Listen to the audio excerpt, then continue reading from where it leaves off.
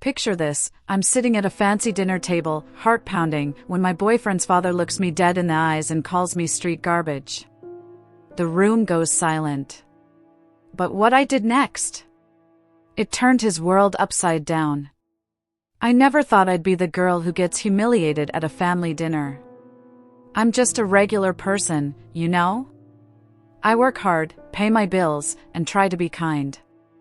So when my boyfriend, Jake, invited me to meet his parents, I was nervous but excited.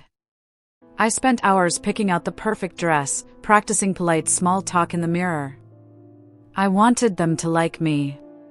Jake's family is wealthy, think big house, fancy cars, the works. Me? I grew up in a small apartment, scraping by, but I've always been proud of who I am.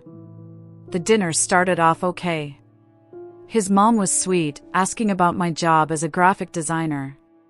His dad, though? He barely looked at me. I could feel his judgment from across the table. Then, halfway through the meal, it happened. Jake's dad leaned forward, his voice cold, and said, "You're just street garbage, aren't you? Why are you even here?" My fork froze midair. Jake's face turned red. His mom gasped. I felt like I'd been slapped. I wanted to sink into the floor, but something in me snapped. I wasn't going to let this man tear me down. I excused myself, went to the bathroom, and took a deep breath. I wasn't just going to sit there and take it. I had to do something. You ever been in a moment where you feel so small, but you know you're worth more?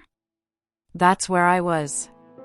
I didn't know it yet, but that insult was about to spark something big. Something that would make his dad regret every word. Back at the table, I could barely eat. His dad's words kept echoing in my head, street garbage. I looked at Jake, hoping he'd say something, anything, to defend me. But he just stared at his plate, silent. That hurt almost as much as the insult. I realized I was on my own. I started thinking about who this man was. Jake's dad, Richard, owned a big construction company. He acted like he was untouchable, like his money made him better than everyone else. I'd heard rumors about him, shady business deals, cutting corners on projects. Nothing concrete, just whispers. But I'm good at digging. My job as a graphic designer means I'm curious, resourceful. I started wondering if there was something I could find, something to hit back with. Not out of spite, but to show him I wasn't invisible. That night, I couldn't sleep. I grabbed my laptop and started searching. Public records, old news articles, anything I could find on Richard's company. Hours passed, and then I found it, a tiny article from years ago about a building collapse tied to his company. Shoddy materials, ignored safety codes. It was buried, like someone paid to keep it quiet. My heart raced. This was big. I wasn't sure what I'd do with it yet, but I knew it was power. I wasn't just some girl he could insult. I was someone who could fight back. The next few days, I went full detective mode. I wasn't just hurt anymore, I was determined. I reached out to a friend who works in journalism, swore her to secrecy, and asked for help digging deeper. We found more complaints from workers, lawsuits that mysteriously disappeared. Richard's company had a pattern of cutting costs at the expense of safety. I started piecing together a timeline. It wasn't just one building, there were others. People had been hurt, families affected, and he'd gotten away with it. I felt angry, not just for me, but for everyone he'd stepped on. I told Jake what I was doing. He was shocked, begged me to stop. "You don't know my dad," he said. "He'll destroy you." But I wasn't backing down. I wasn't doing this just for me anymore. I contacted a lawyer who specialized in corporate accountability. She was interested but said we needed hard evidence. So, I kept digging. I found an old employee who'd been fired after raising concerns about safety. He was scared but willing to talk. His story matched everything I'd found. I was building a case, step by step. It felt like I was holding a grenade, and all I had to do was pull the pin. By now, I was in deep. I had documents, witness statements, even photos of poorly built structures. I met with the lawyer again, and she said we had enough to go public. But I hesitated.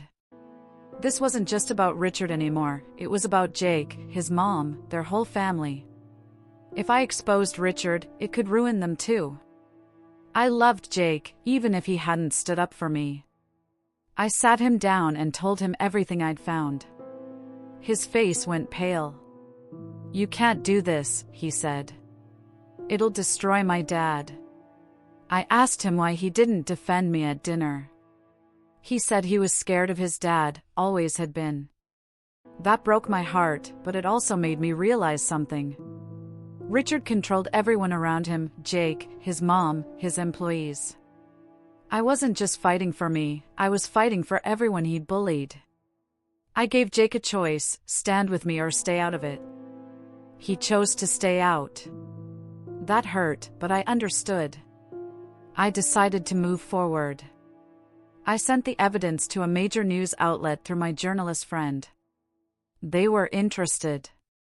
Really interested.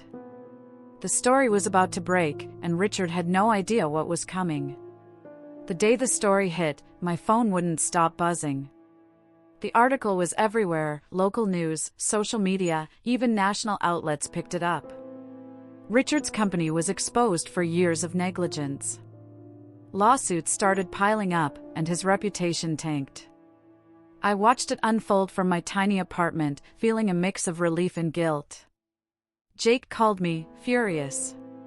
"You ruined my family," he said. I tried to explain it wasn't just about me, but he hung up. A week later, Richard's company was under investigation. He lost contracts, and rumors swirled he might face charges. I didn't feel like celebrating, though. I'd lost Jake, and part of me wondered if I'd gone too far. But then I got a message from that ex-employee I'd talked to. He thanked me, said I gave him closure after years of feeling silenced. That's when I knew I'd done the right thing. I wasn't street garbage. I was someone who stood up, who fought back. And if you're watching this, feeling small or stepped on, know this, you have power too. You just have to find it.